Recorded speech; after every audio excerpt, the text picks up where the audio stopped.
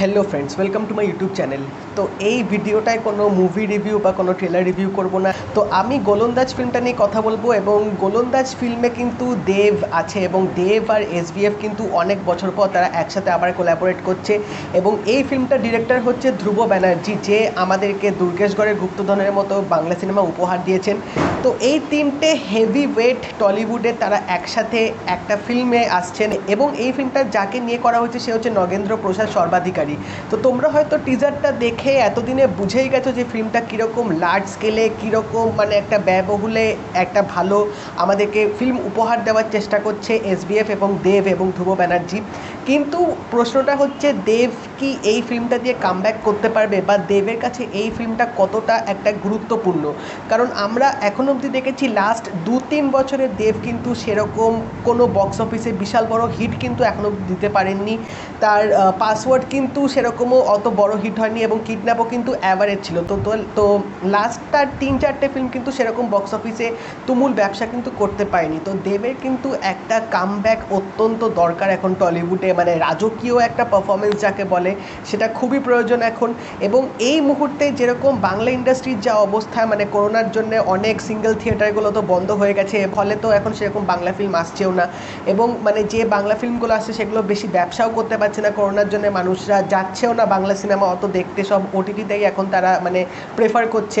তো এই গোলন্দাজ ফিল্মটা দিয়ে কিন্তু অনেক কিছু এখানেও নির্ভর করছে বাংলা ইন্ডাস্ট্রিতে। আবার মানে এই ফিল্মটা রিলিজ হলে দর্শক কতটা হলমুখী হবে বা এই ফিল্মটা যদি রিলিজ হয় হলের মধ্যে এবং যদি ভালো ব্যবসা করতে পারে, যদি হিট হয়ে যায়, তাহলে কিন্তু মানে বাংলা ইন্ডাস্ট্রির যে আপকামিং যে লাইন আপগুলো আছে, যেগুলো বড় বড় ফিল্মগুলো ওয়েট করছে, যেরকম কাকাবাবু, প্রত্যাবর্তন, আরও যে বড় বাজেটের ছবিগুলো আছে সেগুলোও কিন্তু ভরসা পাবে রিলিজ করার জন্যে।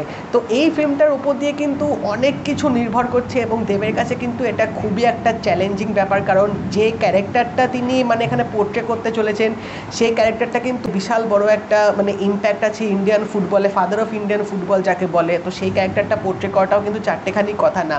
কিন্তু টিজারটা দেখে তো তোমরা এতদিনে বুঝেই গেছো যে আমরা কী রকম একটা পারফরমেন্স দেবের কাছ থেকে পেতে চলেছি, যেই পারফরমেন্সের জন্য আমরা মানে ওয়েট করে থাকি লিটারেলি।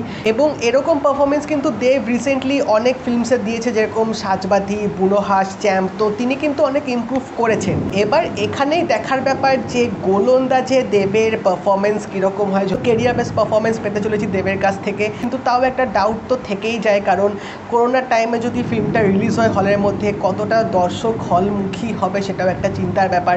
এবং এই ফিল্মটা আমার মনে হয় ওটিটিতে আগে না দিয়ে হলে দেওয়ার জন্যই মনে হয় পারফেক্ট, কারণ এরকম গ্র্যান্ড স্কেলে একটা মুভি তৈরি করা, এরকম গ্র্যান্ড স্কেলে একটা ফিল্ম কিন্তু একটা বড় স্ক্রিনে দেখার মতোই সিনেমাটা করেছে। এই ফিল্মটা যদি ডিলে হয়, যদি এই বছরও না আসতে পারে, তাহলেও কিন্তু মানে দর্শকরা ওয়েট করবে দেখার জন্য, কারণ সিনেমাটা যেরকম একটা হাইপ ক্রিয়েট হয়েছে এবং যেভাবে আমরা মানে এর মেকিংগুলো দেখেছি এবং যেরকম টিজারটা আমরা মানে এক্সপিরিয়েন্স করেছি, সেখান থেকে বলা যেতেই পারে যে পাবলিকরা কিন্তু এই ফিল্মটা হলেই কিন্তু দেখার জন্য বেশি প্রেফারেবল করবে।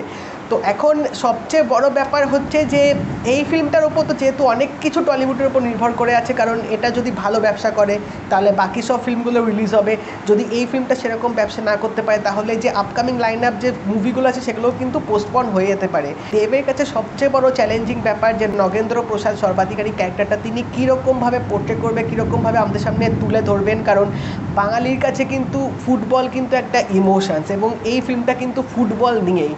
তো এবার সেটাই হচ্ছে একটা মেন ব্যাপার যে ফুটবলটাকে মানে একটা ইমোশনসে কাজে লাগিয়ে কীভাবে ফিল্মটা এখানে উপস্থাপনা করে সেটাই দেখার ব্যাপার। বাট যেহেতু ডিরেক্টর ধ্রুব ব্যানার্জি, সুতরাং একটা মানে ভরসা থাকবেই, কারণ ডিরেক্টর যেখানে ভালো, প্রডিউসারও যথেষ্ট ভালো, মানে তারা যথেষ্ট ভালো ভালো ফিল্মস আমাদেরকে উপহার দেয়। তো সেই দিক থেকে দেখতে গেলে একটা যে ভালো ফিল্ম আমরা পেতে চলেছি সেটা নিয়ে কিন্তু কোনো সন্দেহ নেই। তো এবার দেখার ব্যাপার, আশা করা যায় যে গোলন্দাজের তো রিলিজ ডেট যেহেতু ইন্ডিপেন্ডেন্স উইকেন্ডে আছে, তো হোপফুলি হয়তো ইন্ডিপেন্ডেন্সের সময় রিলিজ হবে যদি এখন সব কিছু নর্মাল হয়। এবং আশা করা যায় যে দেবদা হয়তো বিশাল একটা ভালোভাবে কামব্যাক করবে, একটা অল টাইম ব্লকবাস্টার হয়তো আবার আমাদেরকে দেবে এবং এই ফিল্মটা দিয়ে হয়তো টলিউড ইন্ডাস্ট্রির যে মানে ফরচুনটা আছে সেটা হয়তো ঘুরিয়ে দেবে। তো তোমরা অবশ্যই জানিও তোমাদের কি মতামত আছে গোলন্দাজ ফিল্মটা নিয়ে, এবং দেব যে এত বড় একটা রিস্ক নিয়ে যে ফিল্মটা করছে তোমাদের কি বক্তব্য সেটা অবশ্যই কমেন্ট সেকশনে জানিও। আর যদি এই ভিডিওটা ভালো লেগে থাকে লাইক করে দিও, শেয়ার করে দিও, চ্যানেলটা কিন্তু অবশ্যই সাবস্ক্রাইব করে দেবে, নোটিফিকেশন বেলটাও কিন্তু অল করে দিও। তাই দেখা হবে পরের ভিডিওতে। বাই।